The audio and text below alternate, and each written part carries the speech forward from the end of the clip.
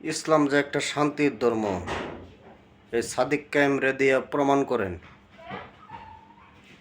ইসলাম যে একটা শান্তির ধর্ম, এটা সাদিক কায়েম দিয়ে প্রমাণ করেন। আজ পর্যন্ত সে হোক ছোট্টখাট্ট একটা কলেজের নেতা। ইসলাম যে আর একটা শান্তির ধর্ম, মানুষকে কিভাবে ভালোবাসতে হয়, মানুষকে কিভাবে দাম দিতে হয়, এই সাদিক কায়েমের কাছ থেকে শিখুন। এখন পর্যন্ত আমি দেখি নাই, আমারও যতটুকু বয়স হয়েছে বা হইতাছে, এখন পর্যন্ত আমি দেখি নাই কোনো নেতা এভাবে কান্না করতে কোনো নেতারে আমি দেখি নাই।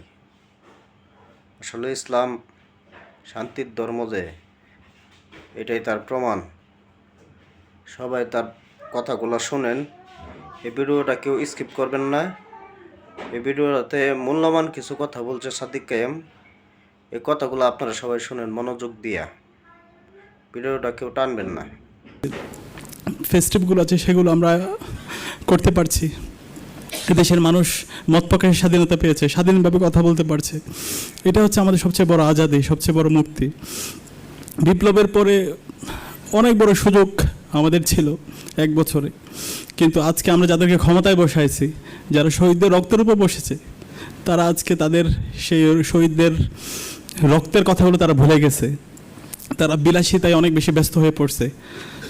তো আমরা অনেক বেশি হতাশ হয়েছি। কিন্তু আমরা বলতে চাই, আমাদের জুলাই বিপ্লবে এবং বিগত 16 বছরে যারা রক্ত দিয়েছে, জীবন দিয়েছে, আমাদের এই শহীদদের যে আকাঙ্ক্ষা, যে ইনসাফ ভিত্তিক বাংলাদেশ বিনির্মাণ, সেই বিনির্মাণ বাস্তবায়ন না হওয়ার আগ পর্যন্ত আমরা আমাদের লড়াই চালিয়ে যাবো ইনশাআল্লাহ। এই জন্য যদি আরও জীবন দিতে হয়, সেই জীবন দেওয়ার জন্য আমরা প্রস্তুত আছি ইনশাআল্লাহ। আমরা কখনো কারো কোনো হুমকি, কারো কোনো ধরনের প্ররোচনা, কোনো প্রণোদনায় আমরা কখনো বিক্রি হব না ইনশাআল্লাহ।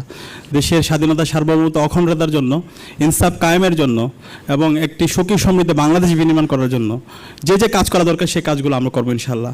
তো আগামীর বাংলাদেশ বিনির্মাণ করার জন্য আমার কাছে মনে হচ্ছে আমাদের একদল সৎ, দক্ষ, আদর্শ দেশপ্রেমিক নাগরিক দরকার। আমাদের নেতৃত্বের আমূল পরিবর্তন দরকার। সেই নেতৃত্বের আমূল পরিবর্তন করার জন্য আমরা যারা আছে, আমাদের বাংলা বলি যে কোরআন দেয়া 150 লোক 5টা বছর, আমরা বলতাছি কোরআন দেয়া 150 লোক 5 বছর। সব নেতা সবাইকে দেখা হইলো, নাঙ্গল দেখা হইলো, ধানের শীষ দেখা হইলো, বা বাংলাদেশের বড় একটা দল যে পালাইয়া গেছে, নৌকা দিয়া দেশ দেখা হলো। এখন কোরআন দিয়া দেশ দেখা হোক। সবাই ভালো থাকবেন, সুস্থ থাকবেন। আল্লাহ হাফেজ।